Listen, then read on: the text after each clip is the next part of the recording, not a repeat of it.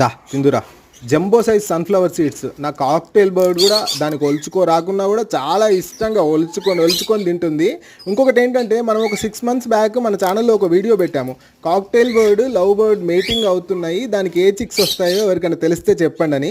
చాలామంది correct answer చెప్పారు, అసలు చిక్సే రావన్నా ఇన్ఫర్టైల్ ఎగ్స్ అవుతాయని.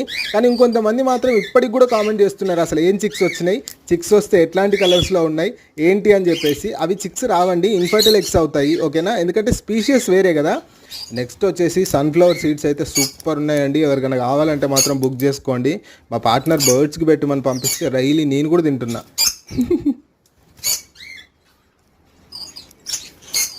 సన్ఫ్లవర్ సీడ్స్ మా పార్ట్నర్ పిట్టలకు పెట్టుమని పంపిస్తే నేనేమో నా కడుపులోకి వేసుకుంటాను.